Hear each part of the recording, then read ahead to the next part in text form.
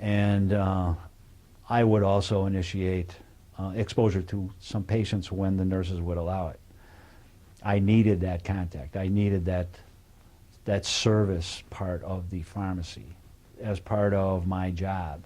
I just didn't feel like the job it wasn't complete, and you weren't doing your job unless you had a service to a person. So it sounds like you really wanted to help people mainly was the reason. The circus would have been ideal. There you go. Now, did you ever go on rounds with the doctors at the hospital? Yeah, we did. Or? We did at in all of the hospital settings that I worked in. The rounds were, the pharmacist's role in the rounds was performed by the clinical pharmacist. There was always a clinical pharmacist. The first hospital that I worked at, they did not have a clinical pharmacist. So we had direct contact with the physicians.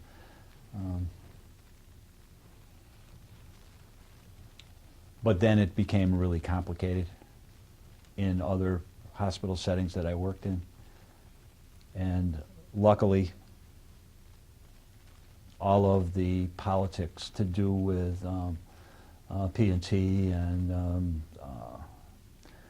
the pharmacy formulary,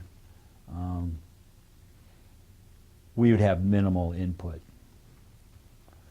A lot of times the formulary information, we would just be a source of information for whatever the wholesalers or the contracts were offering. And then we'd give that to the clinical pharmacist, who would then participate in what interface there was with the medical staff or the administration. So I stayed a staff pharmacist. Okay. Did you find, like, at the hospital, the doctors had more respect for pharmacists? Or Yeah, they did. Okay. And the respect grew as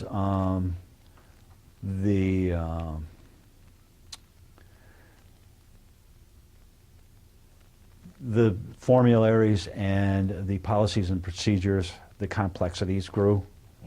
And the doctors relied a lot on the pharmacists to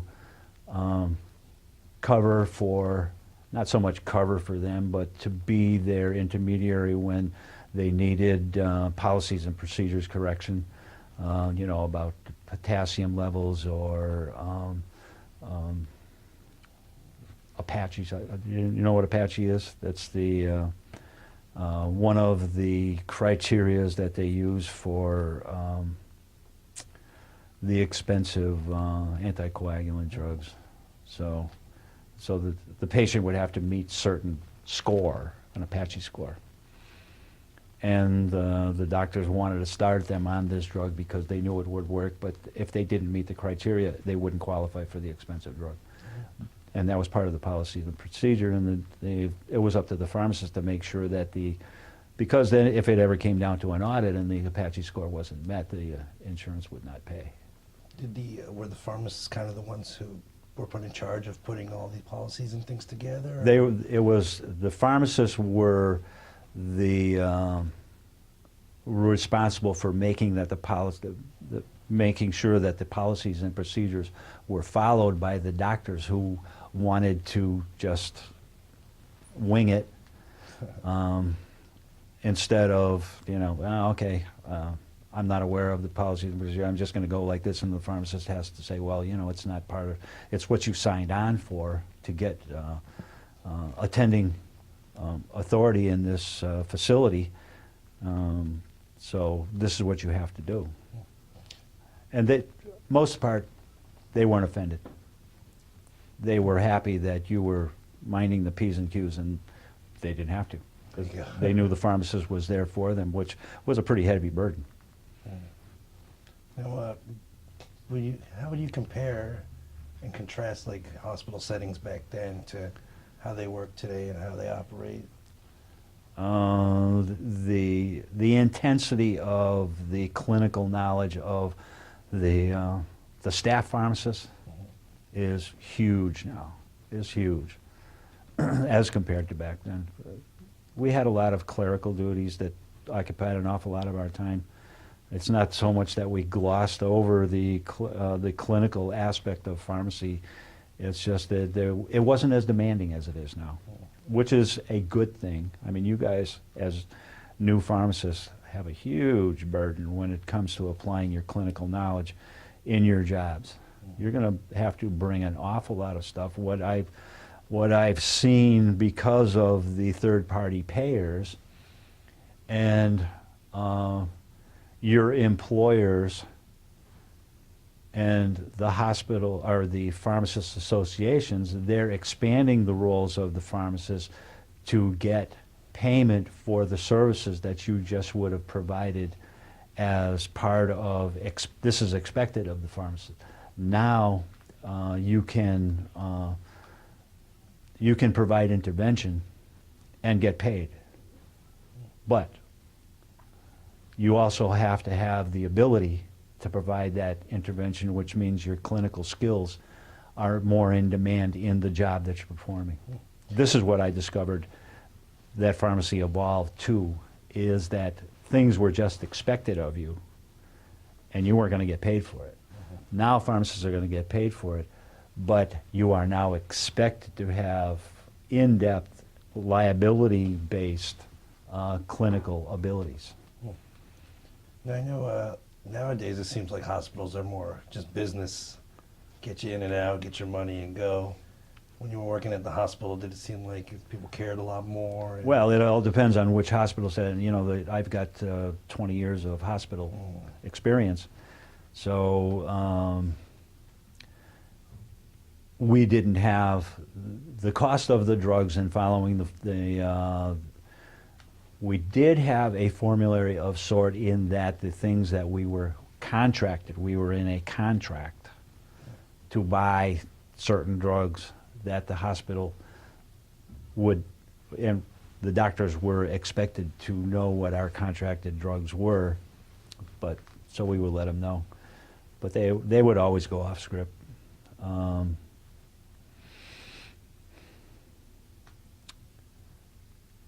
So the administration now expects an awful lot of the pharmacy in order to, they have buyers in pharmacies now. You know, the pharmacists are not involved with the buying. They have technicians that do the buying, that keep track of the contracts and the cost of the drugs and the policies. You're not going to stock something that's not part of the formulary. And if a doctor writes for something, then he's going to have to justify it somehow. No, I know we talked earlier about how you went to school for 4 years, but it didn't really prepare you for It was a 5-year degree. Oh, 5 years. Oh, yeah, that's a 5-year. So I had, because of my community college credits that I accrued, I was able to avoid the need for the first non-professional year. I still had to Nice. Complete the 4 professional years. Did you feel like that was enough schooling, or you said you kind of unprepared for the, but well, you were prepared because you worked in the community pharmacy with your father, but do you feel like maybe it didn't prepare others as well, or maybe they needed more schooling? I can't really speak to that because I stayed in retail after, the only thing that probably would have made more sense or been more beneficial was more administrative type of applications, how to talk to insurance companies, how to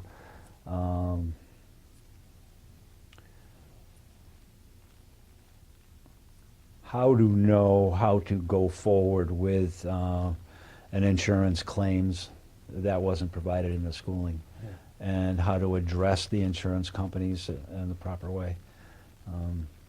That's something that you had to learn, and the better you were at knowing what the insurance companies wanted to hear. They weren't going to volunteer.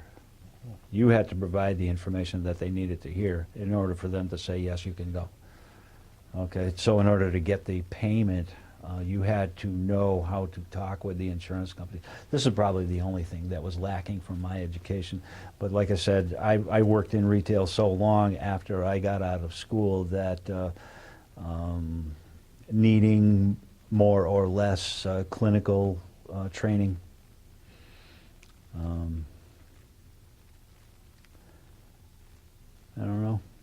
I can't speak to that. Understandable. I can't be an authority there. Now, you said it was about 1,600 per semester, if I recall. Yeah. Now, comparing it to like nowadays, do you find like, because I know a lot of people might hear that and be like, oh, that's really cheap, but Yeah. you know, with inflation and everything, was it can you compare and like how the costs and things of school now to back then? Or? When I first started working outside of my father's store, and I was making what I thought was huge money at $50,000 a year. Mhm. That was huge. I mean, you wouldn't even consider a job that was offering 50 now. Mhm. So, cost of living was less. I forget, I think that the minimum wage was only $3.75. So, but like I said, that's a whole nother subject. And as pharmacists,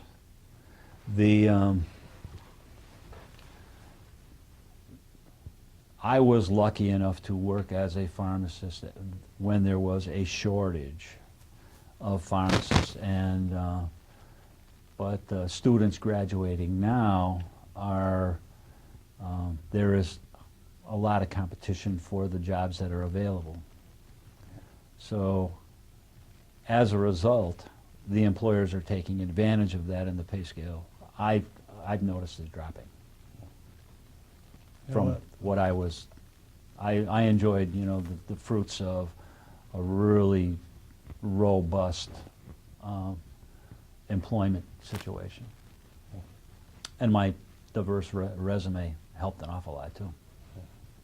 So I can remember one job that I got. They liked my resume.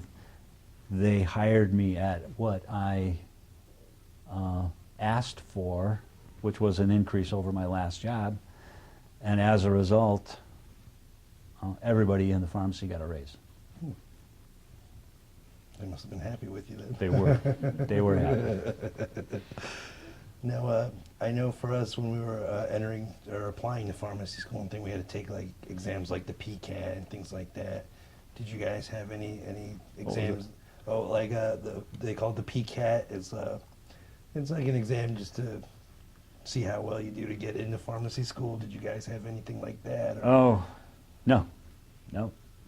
I had to have SATs when I went into community college, so they didn't ask for my SAT scores when I applied to pharmacy school.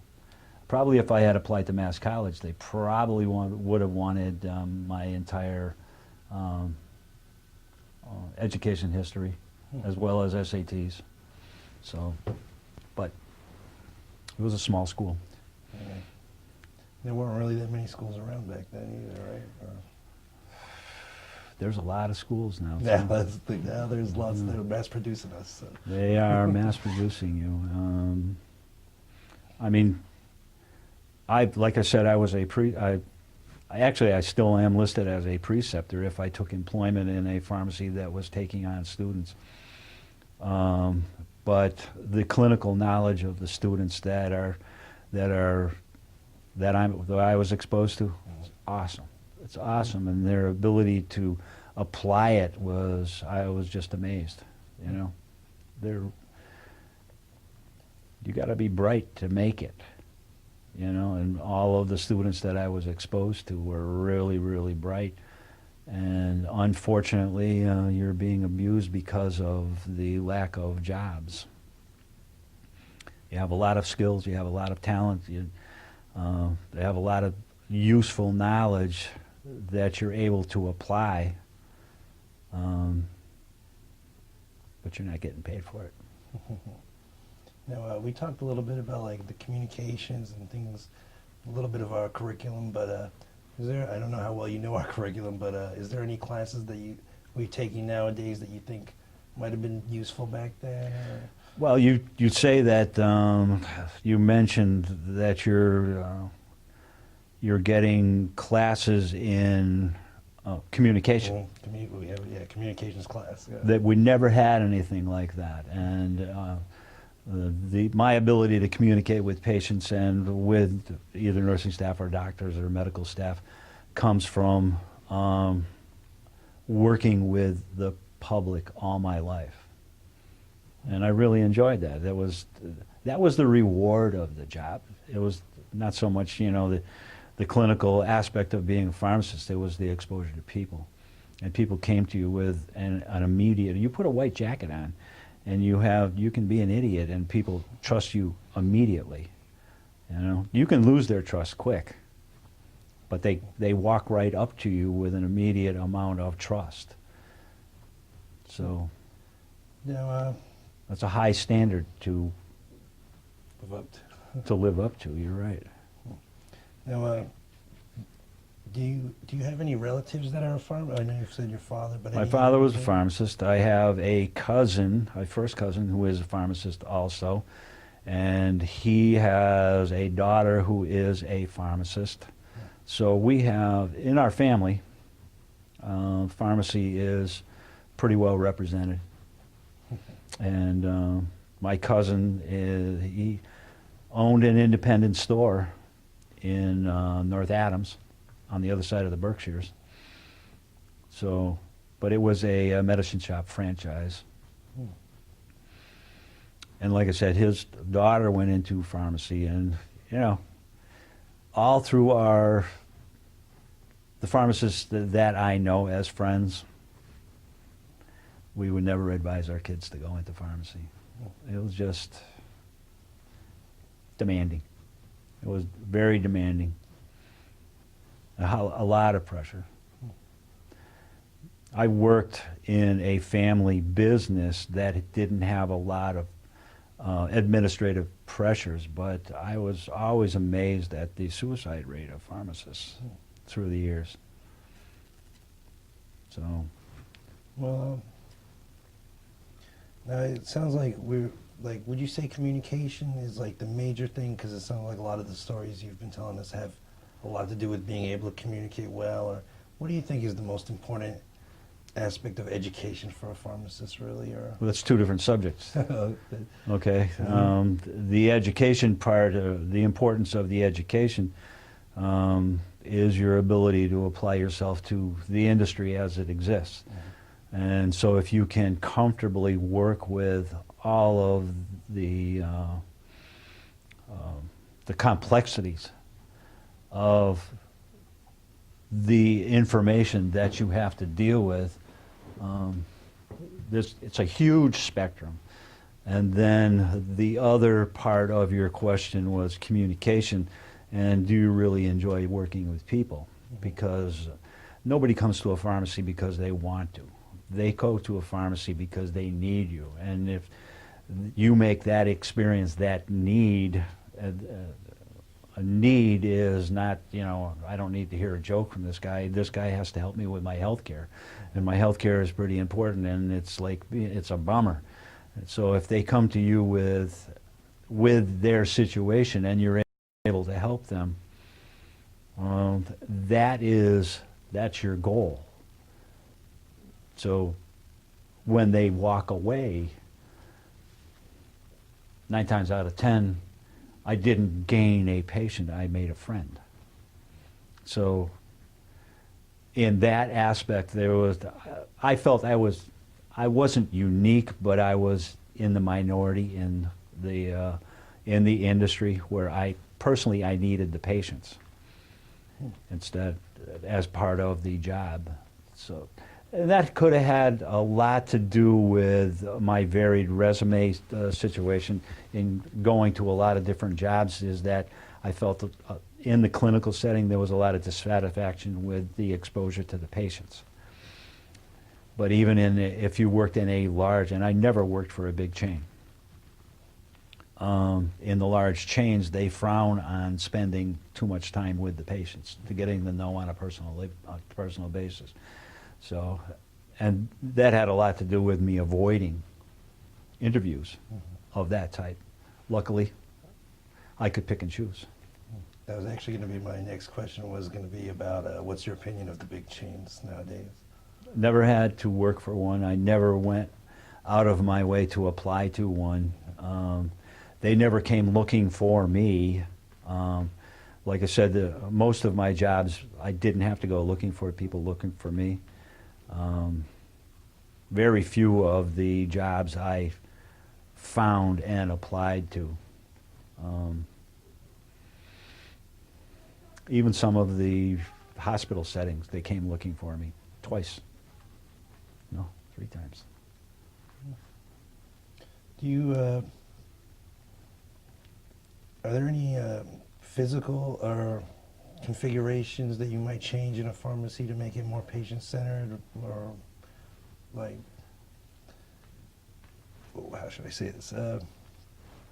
Is there anything you would change about the big chain pharmacies that might help that, or any kind of advice I guess you could give, or?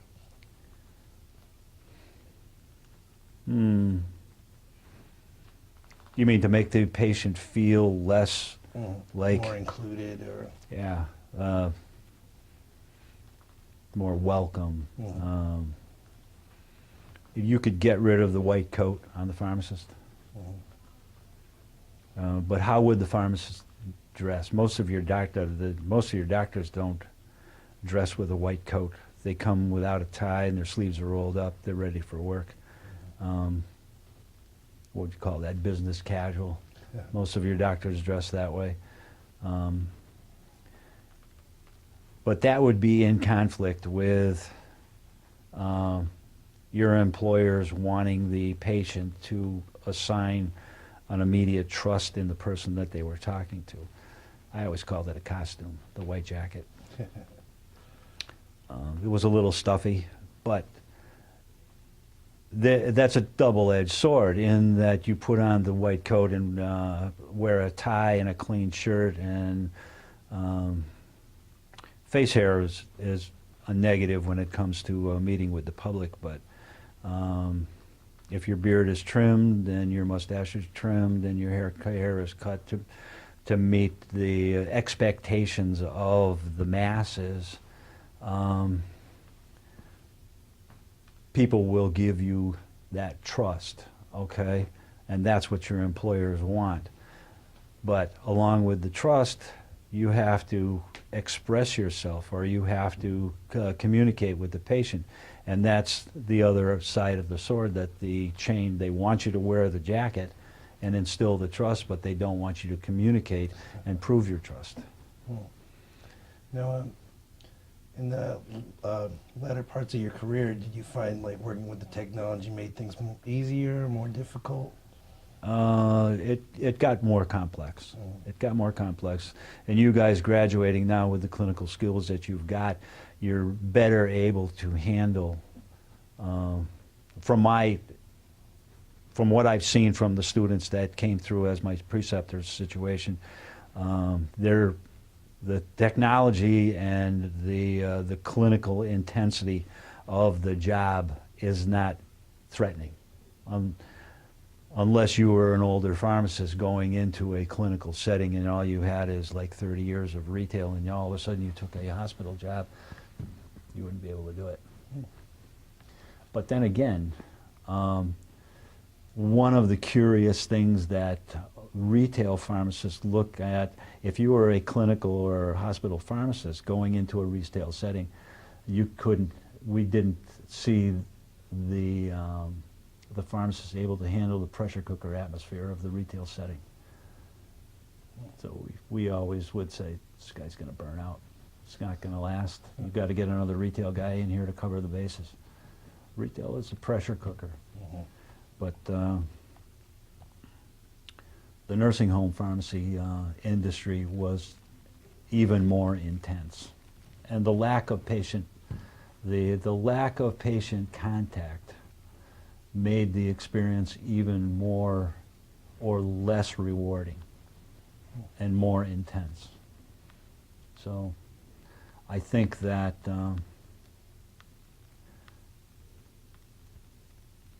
doing rounds, not so much with the medical staff, but with the nursing staff, exposure to the patients, would go a long way to relieving some of the pressure of the job, either way.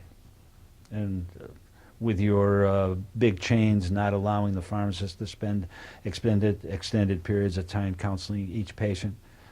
You know, it's all in the numbers. You got so many prescriptions to check. There's no way that you can look up from the bench to even know that there's a person there. So, personally, glad I'm retired. Now, one thing I was going to ask, we know pharmacy, you're always learning and you always have to keep up with the new information as it comes out. How would you compare, like, the latter part of your career, like learning, getting the information and things compared to when you were younger? I guess kind of how did it work, I guess? Well, you learned when the prescriptions came across the bench. Mm-hmm. But in the latter part of my pharmacy, even in the retail setting, because I exposed myself to patients so much, they had a lot of questions that didn't have to do with the clinical aspect that the doctor's writing the prescriptions about. It's mostly interfacing their life situation with things that the pharmacy had to offer.